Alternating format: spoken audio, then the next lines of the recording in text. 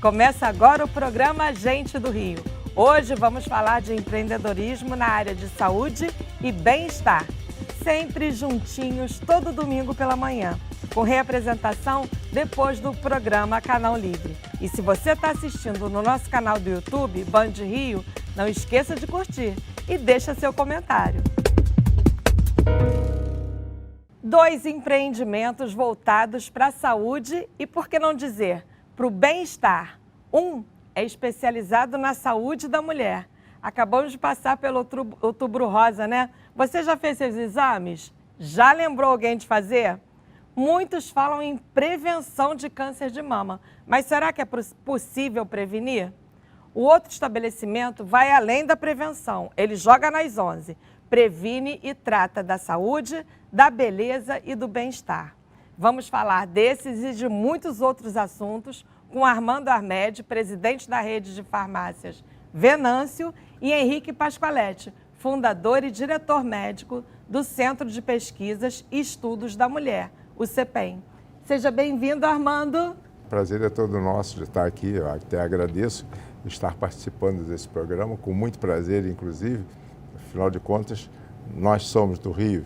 A drogaria Venâncio nasceu no Rio de Janeiro. Uma drogaria, uma marca carioca, né? É a marca totalmente carioca. Tijucana. E muito obrigada também pela sua participação, Henrique. Olha, muito obrigado pelo convite. Posso te chamar de Henrique, não doutor Henrique? Como você quiser. Né? Muito obrigado pelo convite, é uma honra estar aqui presente. A gente vai falar um pouquinho de saúde. Acho que o telespectador vão ter um pouquinho de curiosidade e a gente vai ter a oportunidade de falar alguns movimentos que nós fizemos no Rio de Janeiro, que o Rio de Janeiro foi pioneiro, inclusive em absorção de tecnologias que hoje são muito conhecidas no nosso país. É uma honra muito grande estar aqui presente com você e com o Armando. Agradeço muito aos dois e gostaria de começar perguntando. A gente acabou de passar pelo Outubro Rosa, que é um mês de conscientização para que as pessoas façam o diagnóstico precoce do câncer de mama, das mulheres, né, do câncer de mama e de útero. O número de exames aumenta mesmo em outubro? Eu, por exemplo, vou te dar o meu exemplo. Tem que ser anual, né? Então, para não esquecer, entrou outubro, eu já marco, já vou ao médico, já marco. A maioria das mulheres é assim ou não? Não, a gente observa, a ideia foi justamente criar um mês de conscientização da mulher. Né? A gente observa que a demanda em outubro é muito grande. E a gente vê que tem um transbordo para novembro. Né? Então a ideia foi muito boa e está funcionando, porque a gente começa a ver que as pessoas se conscientizam em fazer suas mamografias. Mamografias salvam vidas, isso é importante. E tem uma coisa mais importante, por que a gente escolheu um mês durante o ano? Porque a mamografia tem que ter uma periodicidade. Não adianta você fazer uma mamografia hoje e fazer outra daqui a 5 anos. A gente tem que ter uma periodicidade anual, para que a gente possa interromper a cadeia da evolução de um câncer muito inicial. Né? Quando eu me formei em 79, eu só pegava casos de câncer avançado. O único instrumental que eu tinha para descobrir alguma coisa desse tipo era a palpação das mamas com as mãos. Né? Então você ficava numa situação muito complicada. Quando você encontrava um tumor grande, ou um tumor acima de 2 centímetros, ela já tinha um comprometimento prognóstico muito ruim. Ou seja, era muito comum se operar, fazer uma cirurgia mutiladora e a pessoa ia falecer. A nossa quimioterapia era péssima. Em determinado momento, no final dos anos 80, se descobriu que a gente fizesse mamografias, um raio-x da mama, a gente começava a encontrar coisinhas muito pequenas que a gente começou a relacionar com câncer no início. Então a ideia foi o seguinte, vamos interromper a evolução, vamos tentar chegar nesse câncer no início e operá-lo de tal forma que a gente tira o tumor. E a ideia deu certo, mas trouxe outras consequências. Você imagina que em 89, a cirurgia mais feita no mundo era a biópsia de mama. E por que era a biópsia de mama? A gente tinha que botar uma agulha ali perto e tirar um pedação da mama. Porque a gente via uma lesão que era impalpável e nós tínhamos um problema. Como é que a gente vai operar uma lesão impalpável? Então a gente botava uma agulha com métodos muito rudimentares de triangulação e tentava operar e, para ter certeza, tirava um pedaço da mão. Mas ainda bem que as coisas agora evoluem com mais rapidez, né? O Henrique é médico, atua na área de saúde. Isso. Agora, você é um economista especializado em turismo, Isso. com formação de advogado também. Como é que foi parar na saúde, na farmácia, no bem-estar, na saúde e agora até na beleza, né? É porque eu nasci atrás de um balcão. Eu sou filho de imigrantes e então meu pai tinha uma loja de tecidos. Ali eu aprendi a conviver e o prazer que a gente tinha de atender um cliente, de satisfazer com certeza o desejo de uma pessoa, fez com que a gente fosse cultivando isso e, na realidade, acabei me formando em economia. Fiz um curso de turismo por correspondência na UIOT, era um órgão internacional de turismo, e ia fazer um estágio na Suíça. E estava praticamente recém-casado, estava recém-casado. Então, esse momento em que eu ia fazer estágio na Suíça, meu sogro, que tinha uma farmácia naquela ocasião, disse, não vai não, com medo de, com certeza, eu deixar a família e nunca mais voltar. Ele me trouxe e me segurou para eu ficar na farmácia e aprendi. Tem uma que prendem pela barriga, esse foi preso pela farmácia. É verdade, eu fui preso pela farmácia. E acabei aprendendo o negócio e foi por aí, vim fazendo e vim acontecendo a ser o que a gente faz hoje em termos de farmácia a nível Brasil, a nível do município, a nível do estado e até a nível Brasil. Mas, Henrique, agora vamos falar um pouquinho do pioneirismo. A gente estava falando de tecnologia, né? Vocês foram pioneiros em uma série de exames. Agora, é cada nome que a gente nem sabe direito o que é, né? Explica pra gente o que é um estereotaxia. Olha, a ideia é a seguinte, a medicina, ela responde a necessidades, né? Então, você inventa, no caso do câncer, vamos tentar ver se a gente consegue dar um diagnóstico precoce. Aí se bola uma mamografia e com isso a gente descobre que pode interferir. E essa estereotaxia é um método que se utilizava para a cirurgia do cérebro, lá no Karolinska, lá em Estocolmo. O Karolinska é o hospital que dá o prêmio Nobel, tá? É o serviço de Estocolmo que dá o prêmio Nobel. E eles inventaram um equipamento que, através de métodos trigonométricos, conseguia localizar no meio do cérebro um tumor. E aí o pessoal do Karolinska incorporou isso para a mama. Pra você ter uma ideia, Armando, de cada 6 cirurgias que a gente fazia, a gente encontrava 8 cânceres. Então, a gente operava 98% das mulheres sem razão de ser. E essa tecnologia, então, de biópsia, depois a gente trouxe a tal da mamotomia, que é uma biópsia alargada, que foi um sucesso enorme, entrou aqui no Brasil através da gente, e hoje a gente consegue fazer com esses procedimentos, digamos, cirurgias minimamente invasivas. Através disso a pessoa sai, põe um band-aidzinho e vai para casa, e a gente consegue um diagnóstico muito bom e consegue, inclusive, fazer um planejamento do tratamento dessa pessoa com muita precisão, né? E a tomossíntese? Nós estamos falando de exames que vocês foram pioneiros, A tomossíntese tem uma coisa muito interessante. A tomossíntese foi um negócio que está sendo desenvolvida na década de 2000 e coisa e tal. Eu era apaixonado por aquilo. Eu não vi a primeira tomossíntese, falei, meu Deus do céu. Mas o que é? Tomossíntese é uma mamografia. A mamografia eu faço 2 incidências, tá? E a tomossíntese, ela vai fazendo várias incidências. E eu tenho um filme de várias incidências vistas de vários ângulos. E quando eu comecei a ver o estudo da tomossíntese, eu ia muito para os Estados Unidos e falei, meu Deus do céu, consegue encontrar coisas que ninguém consegue ver. E aí, quando a gente trouxe a primeira, a gente foi para a Universidade de Harvard e acabou saindo uma primeira para São Paulo. Os paulistas tinham mais grana naquela época, levaram, a gente conseguiu comprar logo depois. E a primeira do Rio foi nossa.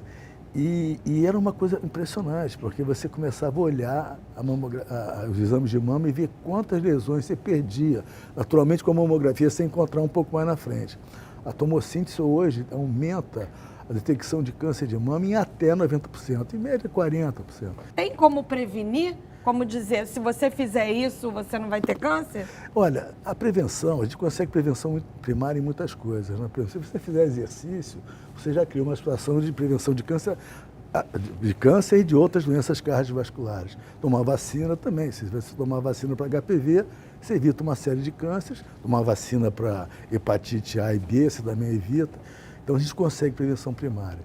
No caso da mama, a gente hoje está fazendo muito estudo genético. A gente sabe que tem populações, aquele caso da Angelina Jolie. Que tirou ela o seio tem todo. um gene, o BRCA1, BRCA2, dois genes, que podem aumentar a chance de câncer. Aí você vai lá, tira a mama, faz uma plástica e coisa e tal. Ela não vai morrer disso. Vai morrer de bala perdida, infarto, de amor. Bala mas não vai... perdida só aqui, né, irmã? Mas essa é a grande meta da história. E né? vocês, na Venâncio, com esses 3 pilares, saúde, quem cuida da saúde, quem vai mais ao médico é a mulher. É verdade. Beleza e bem-estar. O público de vocês é majoritariamente feminino? Não. O público, na verdade, nós não medimos ainda se o público maior é o feminino ou o masculino. Recebemos todos na farmácia sem medi-los, mas é voz corrente que as mulheres compram mais que os homens. É o normal que isso aconteça, porque a mulher gosta mais, inclusive, de entrar em farmácia. Gosta de visitar a farmácia, Sou de testemunha olhar disso. as coisas. Toda vez que eu viajo para outro país, farmácia e supermercado, adoro. E livraria, né? As farmácias do lado de fora, dos outros países, dos outros países não, mais mesmo nos Estados Unidos. Os demais países, nas nossas farmácias, são melhores do que até, posso comparar até com a França. As perfumarias francesas são melhores que as perfumarias Mas daqui. quem resiste Mas, de modo entrar? geral, Aí entra, vai entrar. Aquele pra mundo ver. colorido da o mundo farmácia, a gente sempre compra uma coisinha, né? Não é? É um negócio engraçado. É igual a loja de R$1,99, né? Embora as farmácias estejam longe de R$1,99. É verdade. Tem farmácia pra caramba, né? Hoje, farmácia, às vezes tem uma do lado da outra. Por que essa estratégia? Não, a estratégia parte daquelas farmácias que, com certeza, não atraem tantos clientes por si só. Aí vão e abrem farmácias, por exemplo, do lado da Venâncio, porque sabe que ali o cliente vai ali para ir a uma farmácia, então vai lá, com certeza, para pegar algum cliente da Venâncio, etc., que no nosso caso... Isso funciona mesmo? Alguns pensam que sim. No nosso caso, nós não pensamos dessa forma. Nós fazemos com que o cliente vá à nossa casa oferecendo realmente o melhor para ele. Sobretudo, logicamente, é a forma de atender. Ou seja, a atenção que a gente dá ao cliente quando vai à nossa casa é uma atenção diferenciada. A gente sente isto, mas isto aí é uma cultura da empresa. Ela já nasceu assim. E nós conseguimos passar isso com as pessoas. E não trata-se de uma característica especial, de algo especial que a gente tem que fazer. Nós fazemos o que nós gostamos de fazer. E então assim nós passamos para as pessoas que vão para a nossa casa, que começam a trabalhar conosco. Tanto é que os nossos colaboradores não são chamados de colaboradores, é família Venâncio, porque lá todos nós somos uma família só. Henrique, ainda se morre muito de câncer? O que evoluiu? Como é que foi a evolução de 79 para cá, quando você se formou? Com a você ideia do diagnóstico precoce do câncer de mama, a gente conseguiu dar uma redução de mortalidade de 30%. Né? A gente conseguiu fazer cirurgias menos mutiladoras, nós conseguimos, inclusive, quimioterápicos mais eficientes. Então, você vê hoje... Isso tudo combinado criou uma oportunidade muito boa. Se eu pego um tumor bem no comecinho, a minha chance de cura é próximo de 100%. Agora, tem que ter uma conscientização da população. Né? A gente tem que fazer um trabalho educativo enorme e também oferecer à população meios e oportunidades e permeabilidade de mamógrafos, enfim, que ela possa alcançar esse objetivo. Para quem tem menos recursos. Exato. Também, né? Agora, os países que têm prevenção de câncer de mama, eles conseguem controlar muito bem o problema. A Suécia é um exemplo desse. Né? A Suécia tem um sistema de saúde pública que é perfeito. O primeiro cinto de segurança foi feito lá, quem botou flúor na água para os dentes foi os suecos. Eles têm um esquema muito bom. Eu posso até, não sei se acrescentar, mas o número de medicamentos para a cura do câncer tem evoluído muito. E tem muitos medicamentos que estão vindo e que ajudam bastante a curar qualquer tipo de câncer, e provavelmente também o câncer de mama, com certeza. Hoje a gente tem uma gama, a pesquisa foi muito forte nas últimas décadas, a gente tem um resultado muito bom com a quimioterapia, né? Um negócio bem interessante. Armando, falando na experiência do cliente, né, que é como se fala hoje, né? A experiência do cliente. Vocês foram pioneiros no self-service na farmácia, né? Foi. Colocar os produtos ao alcance do cliente para que ele pudesse, enfim, se servir. Isso. E diz a lenda que os funcionários e donos das outras farmácias iam para a porta da Venâncio para ver como é que era isso. É verdade. Isso aconteceu, foi na década de 70, nessa ocasião, e isso foi uma ideia até minha. Nessa ocasião eu trabalhava lá com meu sogro nessa ocasião, inclusive onde eu aprendi realmente a trabalhar em farmácia. E eu via sogro espertíssimo. E eu via, eu estava acabando de me formar em economia, e eu via os clientes, e no balcão nós atendíamos muitos clientes naquela ocasião, a empresa crescia, aquela do meu sogro, e então os clientes eram atendidos no balcão, e depois aquele medicamento ia para uma sessão de embrulho e iam pagar na caixa com um canhoto e carimbava o canhoto, e com o canhoto pegava. Então ia muitos medicamentos, muita coisa trocado e etc. E depois dava uma confusão e a gente acabava perdendo um tempo, e isso tudo tomava muito tempo do balconista, do embrulhador e etc. e tal. E, na ocasião, os supermercados começaram a vender em autosserviço. Então, foi muito simples. Foi uma descoberta que foi mais uma evolução em função daquilo que o supermercado começou a fazer. Eu imediatamente comecei a fazer igual ao supermercado. Supermercado de remédios. Virou supermercado de remédios. Tem uma coisa que tem uma dúvida enorme sobre farmácia, eu queria que você me explicasse. Pois não. Como é que o balconista consegue ler o receituário do doutor? Você fez essa pergunta é realmente... Uma ótima pergunta. E é uma ótima pergunta. Você sabe que só o costume faz com que a gente acabe aprendendo. A gente se acostume também, os medicamentos têm... Os nomes também são mais ou menos esquisitos, né? Era muito difícil a gente decorar todos os nomes dos medicamentos. Mas, pela letra do médico, a gente já sabia para que aquilo servia e já apresentava. E hoje isso está muito facilitado com a receita digital digital, também, né? Aquela com QR Code. Hoje está resolvido. Hoje a receita digital já é uma realidade. Isso a medicina, os médicos estão usando muito, e também está muito normal o médico fazer o seu próprio protocolo, deixar o protocolo do cliente com cópia no computador dele. Então ele normalmente ele emite uma receita que automaticamente ele salva dentro do prontuário daquele cliente. No próximo bloco, como a pandemia do coronavírus afetou a saúde da mulher. Fique com a gente. O Gente do Rio volta já.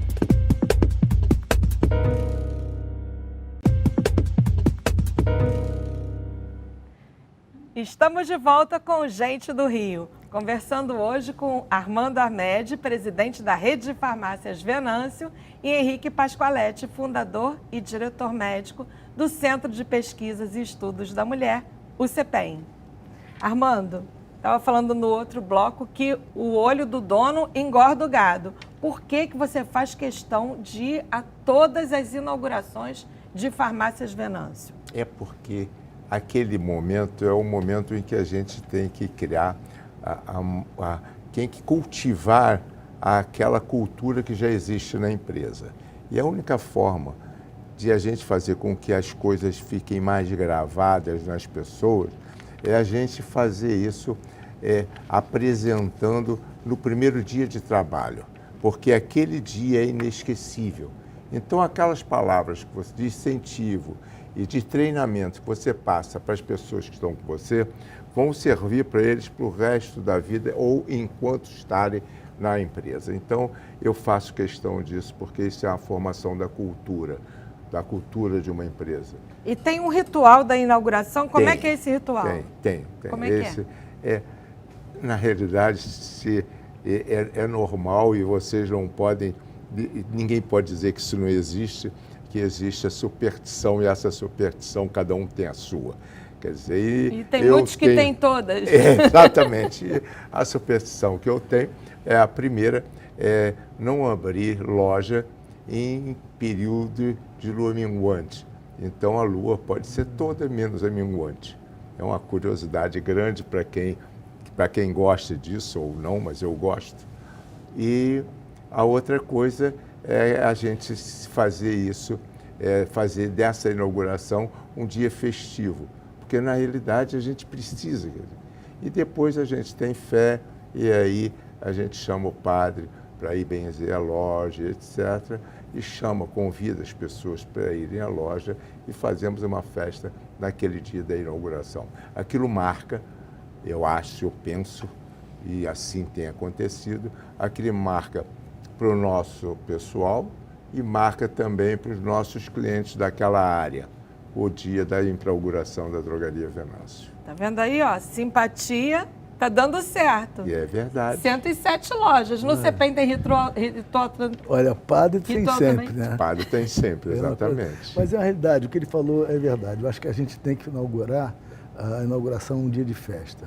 E tem que agradecer também, né? Então, Você também vai a todas? Vou, também são só 4, ele tem 107. Vai chegar no lá. No dia que eu tiver 107, com certeza. Olha só, segue a receita. Ó, eu agora aprendi festa, isso. O padre. E a lua cheia. E a lua não, pode ser qualquer outra, menos minguante. É boa. A lua, Crescente a é festa boa. E o padre. Crescente aí. Poxa, eu vou guardar essa. Tá vendo? Tá com 4, chegar a 107, nada mal, né? Nada mal, hein? É um pulinho. E as mulheres também agradecem, né? Sem dúvida, sem dúvida. Como é que a pandemia afetou a saúde da mulher? Muita gente deixou de fazer os exames, deixou de fazer diagnóstico e aí complicou? A pandemia foi um grande problema, né? Quer dizer, a gente viveu um grande problema de saúde pública talvez da nossa geração, né? A gente vai ficar marcado. E ela teve algumas vertentes muito complicadas. Primeiro foi o pessoal que pegou o vírus, né? Acho que todos nós perdemos amigos e pessoas queridas com o vírus. As pessoas que se curaram, muitos tiveram sequelas, que estão até hoje com problemas. E nós vivemos um período de, não sei como é que eu vou te dizer, mas talvez de horror, né? Todo mundo ficou em casa, horror total. Um medo enorme. Eu me lembro que eu fui para Búzios, fiquei em Búzios 1 ano, administrando a empresa à distância. E quando eu vim ao Rio, eu achava que eu estava numa cidade fantasma, que você chegava aqui, meu Deus do céu, que coisa... E isso teve um problema muito sério de saúde, porque se você analisar que exames preventivos têm que ter periodicidade e o porquê dessa periodicidade, porque você vai pegar pessoas saudáveis que em determinado momento pode ter uma doença. Então você tem que pegar aquelas pessoas uma vez por ano e examiná-las. E se você para com esse tipo de conduta, você deixa 2 anos sem ver ninguém, né, ou ver um número muito pequeno, você vai perder muita oportunidade de descobrir cânceres iniciais. E foi o que aconteceu. Depois, em 2021 para 2022, a gente viu uma quantidade enorme de biópsias em situações que mereciam uma pesquisa e um aumento muito grande dos diagnósticos de câncer. Já vocês, né, Armando, tiveram que na verdade, correr contra o tempo para implementar uma digitalização que vocês estavam, na sua expressão mesmo, empurrando com a barriga, né? É verdade. Houve uma mudança muito grande de costume de venda de medicamentos. A primeira situação que se passou dentro da empresa farmácia é que todas as farmácias tiveram que abrir, elas não podiam ficar fechadas, elas tinham que atender o cliente. Então tinha gente dentro da farmácia e tinha gente trabalhando, se sacrificando, pegando, algumas pegaram, não pegaram, outras não, mas todas se dedicaram muito. Eu tenho agradecido ao pessoal que trabalha conosco, a cultura, o desejo e a vontade de servir aos outros, porque nós não paramos de atender dia nenhum. Depois, nós tivemos uma oportunidade de que, ao mesmo tempo que tivemos esse sacrifício, tivemos uma oportunidade pela própria necessidade, que é de atender o cliente via atendimento a domicílio, online, ou seja, né? não presencial. Quer dizer, então a venda do não presencial aumentou muito porque nós precisamos 300%, né? Nós tivemos que inventar a forma de atender. O que nós prevíamos de crescimento para os, vamos dizer, para os 6 anos próximos, nós crescemos em menos de 6 meses. Nós mudamos muita coisa, o sistema foi evoluindo muito rapidamente e nós conseguimos nos adaptar. E depois teve uma curiosidade grande, que foi a logística disso, porque nós tivemos que tentar evoluir muito em logística e fizemos N experiências. Até por drone nós fizemos uma experiência. O drone, Curiosa, a tecnologia, nós vamos falar mais para frente. Mas isso nós fizemos. Desse ponto de vista, a gente pode dizer que a pandemia foi uma oportunidade para vocês? Não, foi uma necessidade, sim. A oportunidade eu não diria, porque durante a pandemia nós acabamos vendendo menos do que venderíamos se não houvesse a pandemia, né? Embora os supermercados, por um acaso, também comparativamente todo mundo dizia, não, a farmácia e o supermercado estavam sempre abertos, estavam vendendo muito. Mas, na realidade, eram as lojas que estavam abertas, o comércio que estava aberto. Então, essencial, mas foi esse sentimento que a gente teve, né? De que as farmácias, inclusive esse aumento aí de 300%, mas no online. No online. Henrique, a população brasileira está vivendo mais. Tá. A mulher já sempre viveu mais do que o homem. Ela está vivendo mais e melhor? Não, tá, com certeza. É claro que você tem que separar a população brasileira em classes econômicas, socioeconômicas, culturais, né? Uhum. Mas a população que tem acesso a serviço, a conhecimento e tem um nível economicamente ativo, né, de receita, ela certamente a idade, tem um número fantástico para você. Conta. Você sabe qual era a idade média de sobrevida de uma pessoa em 1900? 33 anos. Hoje a gente tem uma mulher brasileira vivendo 76, 77 anos. Pode ter caído um pouquinho depois da pandemia. Isso se deve ao fato de você ter mais conhecimento de saúde, você fazer exames preventivos. Novas tecnologias, esse negócio todo. Então a população feminina, principalmente, está vivendo muito mais. Quando você analisa estatísticas de vida, você vê que os homens ainda morrem mais cedo que as mulheres, né? Então há um efeito, ao passo também que as mulheres se tratam mais, né? Isso é uma realidade, né? Então a gente vê esse efeito na sobrevida das mulheres, né?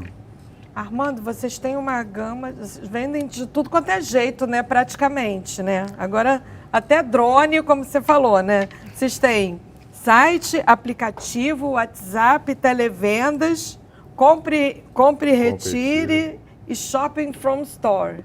Quer dizer, só não compra se não quiser, né? Exatamente. Nós procuramos fazer isso nas nossas atividades, porque é o normal, todo comércio está fazendo isso. E hoje a venda de medicamentos está evoluindo muito, as formas de se vender medicamento estão evoluindo muito. Às vezes já pode sair, inclusive, a receita já pode chegar de forma digital para a nossa empresa e a gente já pode até mandar entregar na casa do cliente. Até o controlado. Até o controlado já está com uma legislação para que funcione dessa forma. Então, isso a gente vai evoluindo e o sistema vai mudando também. E é um prazer para nós poder atender, mas nada é melhor do que o atendimento presencial. Os clientes chegam na loja e conseguem ter todos os sentidos que ele pode ter naquilo que ele quer comprar. Mas agora Inclusive, vocês vendem, participam de licitações, vendem para governo, para hospitais públicos e privados, clínicas. É uma boa ser fornecedor? Nós já fazemos isso há muitos anos. Desde que eu tinha uma loja só, nós já tínhamos uma distribuidora.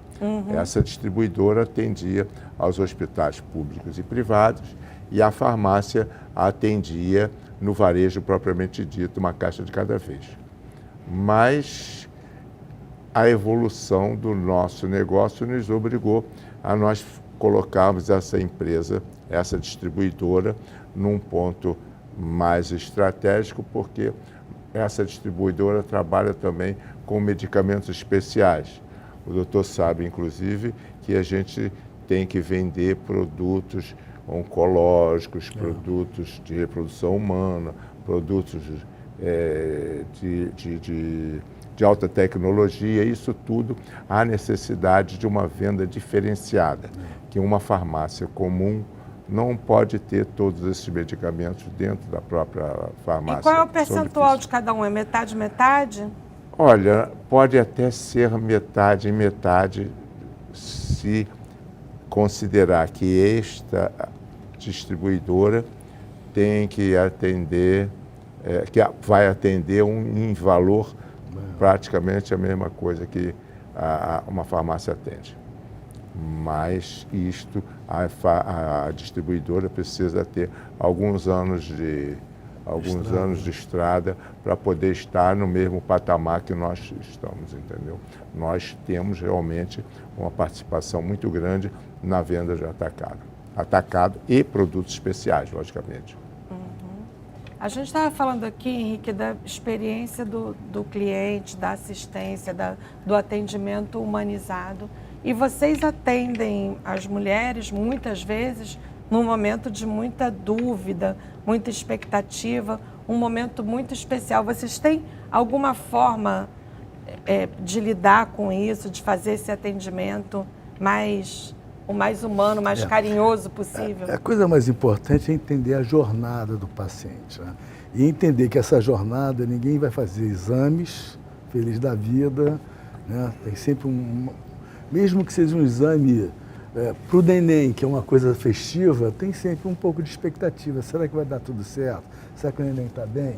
E a gente tem isso em vários segmentos. Uma das coisas que a gente observou é que, se você perguntar para um leigo como é que vai ser um exame transvaginal de ultrassom, você corre o risco de escutar coisas terríveis. Terríveis para o seguinte: ele não tem ideia que equipamento que vai examiná-lo, ele não tem ideia como é que vai ser esse exame. Existe uma série de interrogações. A mesma coisa quando você perguntar para uma paciente. Mas todo mundo fica perguntando, e aí, tá tudo bem? Viu alguma coisa exato. aí? Né? Você tem que ter um cuidado enorme, porque se você está olhando o exame, está fazendo o exame piscar, fizer uma cara assim, pessoa, doutor, que você encontrou? Não encontrei nada. Fica olhando assim para ver. A expectativa. A expectativa. Então, a gente tem um treinamento muito forte, não só na equipe que atende essas pessoas, porque vamos trabalhando com pessoas que têm expectativas e que têm um pouco de ansiedade, e também tentar quebrar e criar um conhecimento para a jornada que esse paciente vai ter dentro da clínica. E a gente chama de jornada mesmo, porque esse troço começa no dia que ele marcou, no dia que ele sai de casa, que ele chega na clínica, o que ele vai fazer, todos esses contatos, como é que vai ser o follow-up disso, fez o exame depois, tem uma entrega desse exame, e como é que vai ser isso? Então, isso tudo hoje é muito medido e muito tocado. A gente chegou a uma época que desenvolveu, para cada tipo de exame, um médico contando qual vai ser a experiência que ele vai viver, para tentar quebrar isso e criar uma relação de mais conforto para os pacientes, né? Nós somos qualificados hoje pelo sistema PAD, o sistema de acreditação internacional, dado pelo Colégio Brasileiro de Radiologia, que permite a gente manter esse alto nível de atendimento com a população feminina. E a razão talvez do sucesso seja essa conjuntura, né? Tecnologia, atendimento, carinho. O médico tem que estar do lado do paciente, não tem que estar em frente do paciente, ele tem que estar ali mostrando para aquele paciente que ele está do lado, se tiver algum problema, vai ser o parceiro que ele vai ter para enfrentar o problema. Esse é o conceito que eu sempre trago para o pessoal lá na clínica, e eu acho que a gente foi muito bem sucedido nisso aí. Porque o que a gente faz exatamente é o complemento disso que você está falando. Porque o cliente sai de um consultório médico, apreensivo, tenso e etc., e vai numa farmácia, às vezes, para complementar as informações do médico e etc., e a gente tenta fazer exatamente, dar aquele carinho que aquele cliente merece, aquele sorriso e etc., e que faz com que ele fique, pelo menos, mais brando, e aquela expectativa já não se torna tão mal feita para que estava no pensamento dele, para que não seja tão negativa como estava eventualmente no pensamento daquele Tratar de uma maneira mais normal, mais cotidiana, né? É isso aí.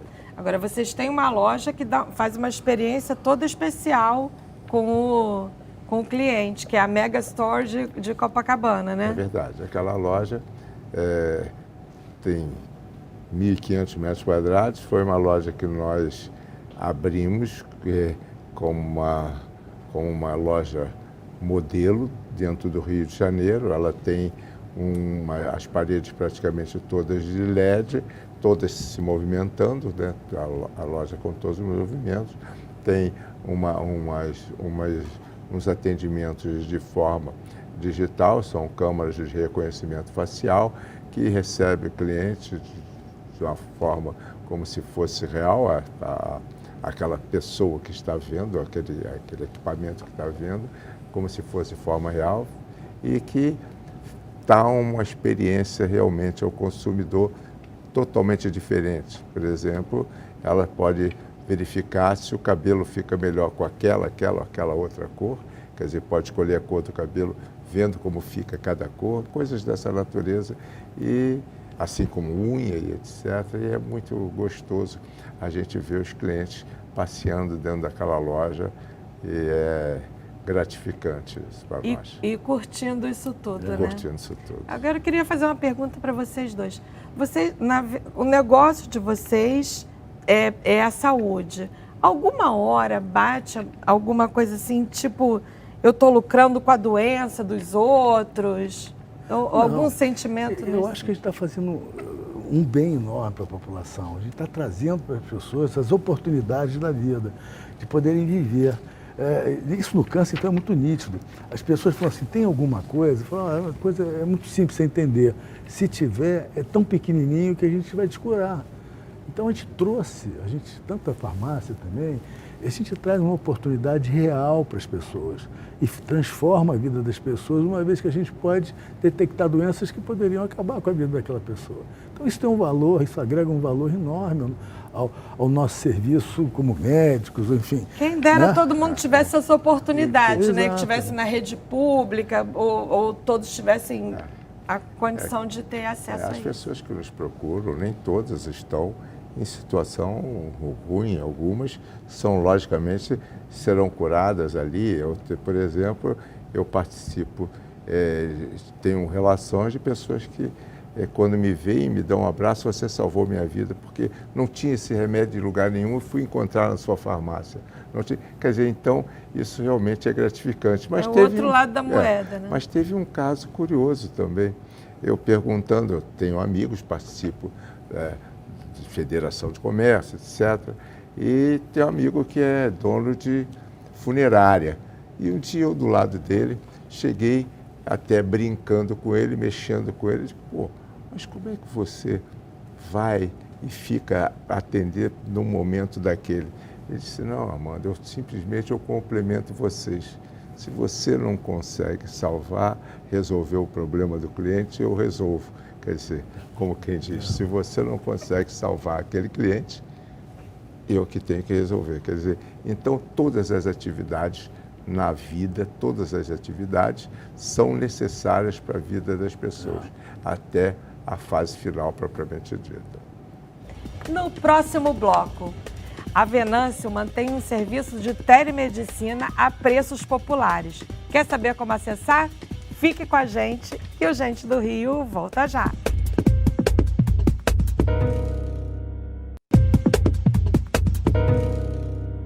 Estamos de volta com o Gente do Rio. Hoje conversando com Armando Armedi, presidente da Rede de Farmácias Venâncio, e Henrique Pascoaletti, fundador e diretor médico do Centro de Pesquisas e Estudos da Mulher, o CEPEM. Armando, conta pra gente como é o serviço de telemedicina da Venâncio a preços populares. É preço realmente popular, a gente, o que se cobra é insignificante porque a gente consegue atender o cliente naquele primeiro atendimento. Logicamente, nós atendemos a primeira necessidade, mas quando não conseguimos satisfazer ao próprio cliente e ao próprio a gente não tem a certeza do que está falando, a gente pluga um médico numa sala própria que nós temos de consultas e de vacinas e etc. Uma sala que é um consultório, praticamente todas as nossas lojas têm isso. E aí plugamos com um médico que atende por telemedicina aquele cliente e, se puder, dali ele ter um diagnóstico e fazer o receituário, ele tem, senão ele encaminha para atendimento presencial. Isso é o normal, isso já se faz, é muito comum. Além disso, nós também atendemos as vacinas, aplicamos vacinas, ajudamos até um pouquinho antes da pandemia. Naquela época havia uma necessidade de vacina contra sarampo, nós aplicamos vacina contra sarampo, ajudamos inclusive ao Estado a fazer isso. Essas vacinas são gratuitas ou são pagas? Naquele caso foi gratuita, nós ajudamos ao Estado e nos propusemos a fazer o atendimento também, que não comportava que dos postos de saúde fazerem a vacina, nós então nos oferecemos e fizemos. Porque os postos estavam fazendo a da Covid. Estavam da Covid. O que você aprendeu atendendo as mulheres nesses anos todos? O que você aprendeu com as mulheres? Poxa, aprendi muita coisa, muita coisa. É um universo fantástico, né? O universo feminino é de uma criatividade. Você tem uma ideia, o CEPEM, até pouco tempo atrás, era 95% de mulheres, né? As mulheres estão dominando o mundo. E agora a gente tem um pouco mais de homens. Que tivesse mesmo. Não, mas são pessoas ótimas para trabalhar, criativas, inteligentes. É muito bom trabalhar no universo feminino, sabe? E a gente aprendeu muita coisa, a gente aprendeu como é que é. Esse lado mãe que toda mulher carrega, esse é um negócio que a gente tem que olhar, aprender e compartilhar isso, né? Compartilhar isso, né? Eu tive durante 20 anos, eu fui médico de clínica de consultório. E a história é que eu comecei fazendo consultório, minha família eram todos de médicos e coisa e tal. Em determinado momento eu ia muito para os Estados Unidos, falei, poxa, eu preciso de uns exames assim, diferentes. E surgiu essa ideia de fazer uma clínica que ia atender a gente inicialmente. E a coisa foi crescendo e eu envolvido com aquilo, com tecnologia, vindo cada vez mais coisas, acabei fazendo um negócio que se tornou maior do que o negócio que eu tinha e eu adorei, fiquei apaixonado. E eu me lembro que um dos maiores lutos que eu tive, que chegou uma hora que eu falei, olha, não dá mais. Eu vou ter que largar o consultório, abrir mão de uma coisa e outra, vou ficar com o CEPEM, vou tocar esse projeto do CEPEM. E o maior luto que eu tive foi que eu perdi uma das coisas mais fabulosas. A clínica é como se tivesse uma janela, e as pessoas passando, conversando com você, você escuta um pouquinho de cada história, você participa de uma opção de coisas. Aquilo me deu uma tristeza que você não tem ideia. Falei, pô, perdi uma das coisas mais bonitas que eu tinha. Mas ganhei outras, né? Cada opção sua renúncia, né? É verdade. Tudo a perdas e ganhos, né? Exato. Mas foi uma época muito bacana também. Muito bacana. Vamos falar de tecnologia de novo, Armando. Vocês estão na pandemia, vocês entregaram com drones, né? Entregamos com um drone a título experimental, né? E você tem dito que isso é o futuro, que no futuro cada condomínio terá seu drone, Exatamente. cada prédio terá seu drone. Sem dúvida. Quando é que a gente vai viver igual aos Jetsons? A gente não imagina quando, não sabe quando, mas a gente já está modificando muito, isso já está acontecendo. A gente já está, quando a gente tem a oportunidade de usar até nosso próprio computador em casa ou o telefone e usar a farmácia para fazer o link, para ter um atendimento médico, que já é uma forma de agir, já é uma evolução. Se a gente dali ainda tem o atendimento da receita pelo mesmo sistema, é uma evolução ainda maior. E se através disso a gente coloca o remédio, inclusive na casa do cliente, a gente tem uma solução que será realmente contemplada se o remédio fizer efeito e realmente fizer bem àquela pessoa e for realmente aquele produto que ele quer. Então, essa evolução, ela já existe, ainda não está totalmente implementada, nem tampouco o costume. Por outro lado, a entrega por drone, ela tem sido feita por nós somos pioneiros nisso, nós fizemos isso começamos pela loja lá de Itaipava, onde nós começamos a entregar por drone de lá, porque existia realmente um ambiente mais propício para isso, que nós mandávamos o medicamento ou a compra do cliente através do drone para a casa do cliente, casa mais ampla, jardins e etc. E o lugar em que a gente entregava, a gente pedia ao cliente para marcar para que o drone pudesse reconhecer, para poder pousar naquele lugar e deixar a mercadoria e voltar.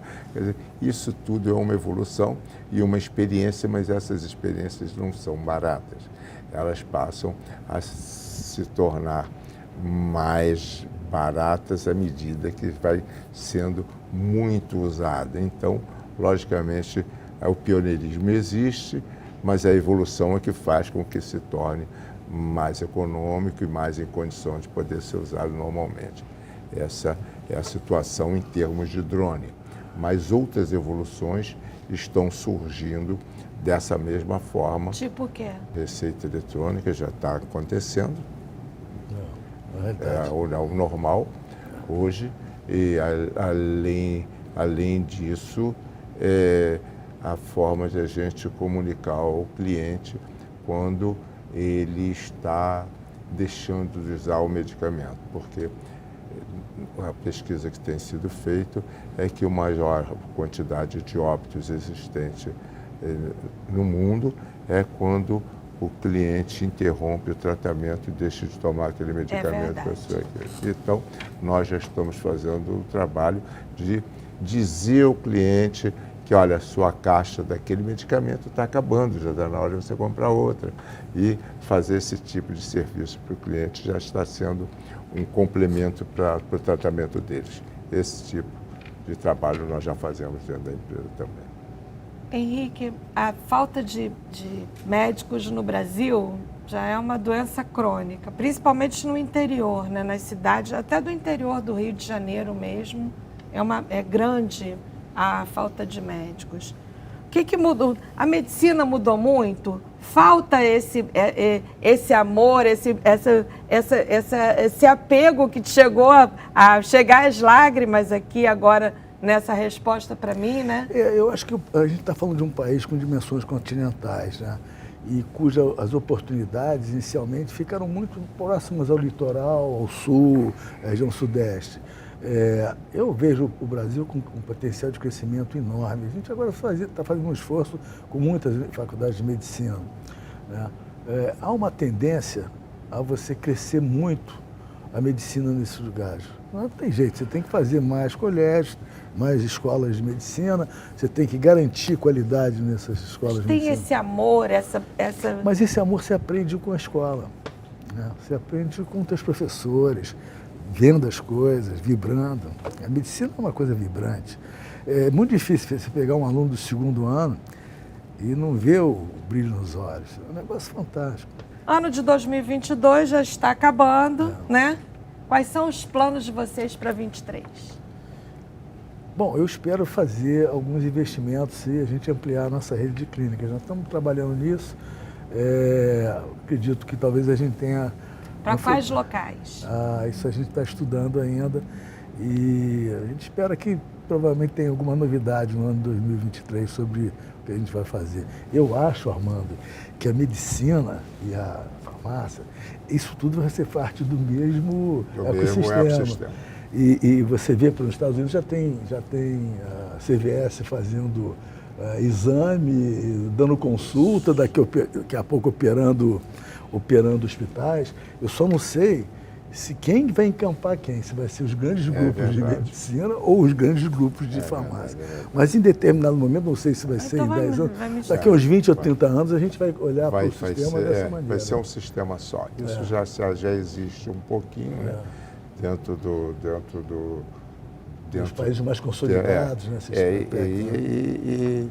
E normalmente os laboratórios, nós já fazemos, já estamos preparados e estão precisando de alguns recursos, alguma legalização, qualquer complementar, que são os exames de laboratório, exames de sangue, alguns nós já podemos fazer e outros dentro da própria empresa. Aplicar as vacinas nós já podemos fazer também, e é realmente algum complemento. E dentro de pouco tempo é realmente o que se fala. Tem o ecossistema, tudo vai ser uma coisa só. Com esse ecossistema final, com essa perspectiva aí de união, de junção, vamos para o nosso ping-pong. Dá uma descontraída agora, né? Já falamos de muita saúde, de doença, de várias coisas. Time de futebol. Vasco da Gama. Lamento, eu sou Flamengo. Olha a rivalidade aqui. A fusão acabou o ecossistema. Né? Partida inesquecível. Olha, eu acho que aquela Copa de 70, o último jogo, com aquele... Poxa, foi uma das partidas mais queridas. O Vasco da Gama tá né? 70. Tá. Ainda era muita coisa, né? Olha, a partida em que o Ronaldinho fez os 2 gols da Copa do Mundo foi realmente... Muito bom. O que não pode faltar na sua necessaire? Olha, com o passar da idade, eu fui me tornando uma pessoa cada vez põe mais remédio. Mas isso todo mundo. Mas se eu tiver uma dor de cabeça, põe um remédio. Se eu tiver uma azia. E como médico, você sabe tudo que você vai tratar. Então a minha necessaire é bem recheada de situações, just in case eu tenho esse negócio. Geralmente eu não uso muito. Quem gosta disso é o Armando. Eu gosto muito. E na sua? Na minha não tem remédio? Não pode faltar escova e pasta de dente. Pratica esporte? Não, porque tem uma coisa, né? Esporte é bom para tudo e fumar é ruim para tudo. Tem algumas coisas bom para tudo e ruim para tudo. Olha, eu faço exercício todo dia. Né? Eu vou andar de bicicleta ou faço esteira. Muito bom, o médico tem que dar exemplo. Tem um esquema né? bem forte nisso aí. Também gosto. Gosto muito de esporte. Aliás, eu gosto de nadar. Que é essencial para o seu bem-estar. Poxa, é bons amigos, sabia? Bom papo com um copo de vinho. Música preferida? Olha, tem uma música que eu adoro, antiga, né? My Sweet Lord. É uma música que sempre me levantou o astral. Por incrível que pareça, Moonglow, né? Filme que viu mais de uma vez? Olha, eu não sei se eu vi um filme mais que uma vez, não. Então fala um filme preferido. Tem vários. Hoje em dia... Não, citar umzinho só. Poxa, é difícil. Olha, tem muita coisa boa. Não sei capaz de dizer para você Armando sabe. Encontro Marcado. Muitas vezes eu vi esse filme. Comida preferida? Eu gosto muito de bacalhau. Todas as maneiras de bacalhau. Vascaíno, né? Tem que gostar de bacalhau. O filho de árvore, eu gosto de charutinho de folha de uva. É muito bom muito também. Bom. Bar ou restaurante? Restaurante. Qual? Tem vários. Agora surgiu uns novos. Tem um Izar aqui de comida espanhola, que eu achei espetáculo. Tem muita coisa boa no Rio de Janeiro, né? Eu gosto de restaurantes também. Qual? O Satiricon. Paisagem mais bonita da cidade? Eu acho que é a Lagoa. Tem várias. Eu gosto muito de Angra, sabe? E, lamentavelmente não é a cidade Não do é da Rio cidade, de mas é Janeiro, do estado. Não, sabe? tá valendo. Angra é Gosto lindo, né? muito, gosto muito. Eu Muito. gosto Algum ponto de Angra específico? Sim, Qual? Lopes Mendes. A praia de Lopes Lindo, Mendes, aquilo lá. do lado de fora. Do lado de fora. Lopes Mendes Muito é bom, longe, muito é bom, difícil muito de chegar, bom, né? muito bom. Tem medo de quê? Interessante, parece mentira, né? Eu tenho medo de onda, onda do mar. Também tem. E de cobra também, né? De cobra eu não ligo tão. Eu acho que eu tenho medo da violência, né? Essa violência crescente que a gente tem. É isso aí. Isso é uma coisa que a É, gente tem que tomar muito cuidado, todo mundo tem que pensar bem, porque ainda tem tempo da gente reverter esse processo. Um sonho. Eu já realizei o meu. Eu tinha um sonho de ficar sentado embaixo de uma videira, de uma parreira, tomando um vinhozinho. E eu realizei esse sonho com muita honra E muito estilo em Portugal. Muito estilo de Portugal, exatamente. Que lugar de Portugal? Foi na cidade da uva Moscatel, cidade longínqua lá. Setúbal? Não, esqueci o Setúbal nome. que tem Moscatel. Não, Setúbal já é Mais perto da de Espanha. Lisboa. Olha, o meu sonho, ainda tem muita coisa para fazer, né? Ainda tem muito Lógico. sonho para sonhar. Meu sonho é ampliar a nossa empresa. A gente agora está com um projeto de curso de pós-graduação, uma coisa e tal. E isso está contaminando todo um time enorme de médicos. Esse vai ser mais uma conquista e eu acredito que vai ter muita novidade. Tem muito sonho ainda para acontecer. Muito bom. Muito obrigada aos dois pela entrevista. Obrigada, Henrique. Obrigado, Foi muito bom Mônica. conversar com você. Da mesma forma, Armando. Muito obrigado. Foi uma honra para nós estar aqui. Muito obrigada. E o Gente do Rio fica por aqui. Mas na semana que vem tem mais. Até lá. Um beijo.